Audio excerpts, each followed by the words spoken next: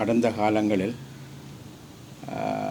இலங்கையில் குறிப்பாக வடக்கு கிழக்கு மாகாணங்களில் பல ஊடகவியலாளர்கள் கொல்லப்பட்டிருக்கின்றார்கள். முக்கியமாக குறிப்பாக நீங்கள் பார்த்தீர்கள் என்று சொல்லி சொன்னால் மட்டக்களப்பு மாவட்டத்தில் நடேசன் கொல்லப்பட்டிருக்கின்றார். அதேபோல் யாழ்ப்பாண மாவட்டத்தில் நிமலராஜன் கொல்லப்பட்டிருக்கின்றார்.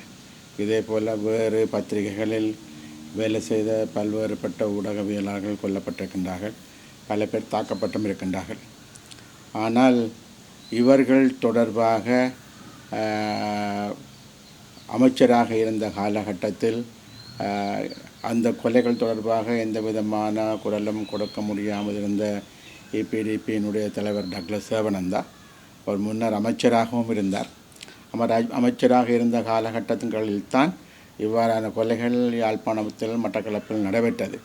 ஆனால் இதற்காக ஒரு கண்டனங்களோ வருத்தமோ தெரிவிக்க முடியாமல் இருந்த அமைச்சர் இப்பொழுது பார்த்தீர்கள் என்று சொல்லி சொன்னால் லசந்த விக்ரமதுங்க, பிரஹீத் தெக்லியாகுட போன்றோருடைய கொலைகளுக்காக பாராளுமன்றத்தில் குரல் கொடுத்திருக்கின்றார். பாராளுமன்றத்தில் குரல் கொடுத்திருப்பது என்பது வரவேற்கப்பட வேண்டிய விடயம். ஆனால் அதே சமயம் அதே போன்று வடக்கு கிழக்கு மாகாணங்களில் தமிழ் ஊடகவியலாளர்கள் அரச படைகளினாலும் அரச படைகளுடன் சேர்ந்து இயங்குபவர்களினாலும் தாக்கப்பட்டிருக்கின்றார்கள், கொல்லப்பட்டிருக்கின்றார்கள். இட்டவரை அவர்கள் தொடர்பான விசாரணைகள் எதுவும் பூரணமாக நடைபெறவில்லை என்பதும் அவர்களை கொலை செய்தவர்கள் இன்றும் நடமாடிக்கொண்டிருக்கிறார்கள் என்பதும் உண்மையான விடயம்.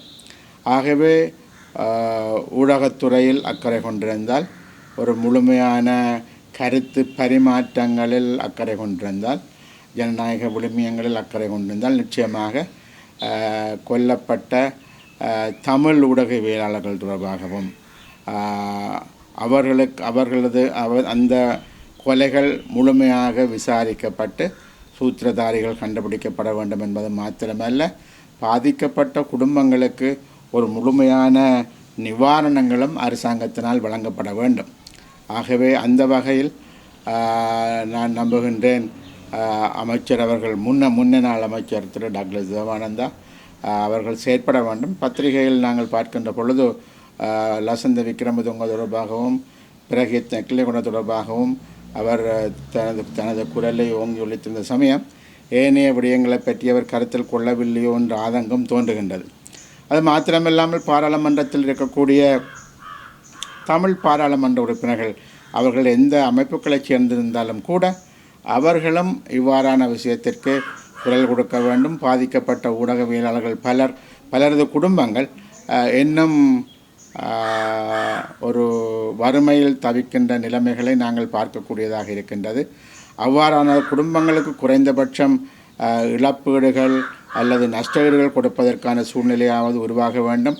அவற்றை கவனத்தில் கொண்டு எமது தமிழ் பாராளுமன்ற உறுப்பினர்கள் அவர்கள் வடக்கு கிழக்கு மலையகம் எங்கே சார்ந்தவர்களாக இருந்தாலும் அதற்காக அவர்கள் குரல் கொடுக்க வேண்டும் என்பதும் எனது தாழ்மையான அபிப்பிராயம்.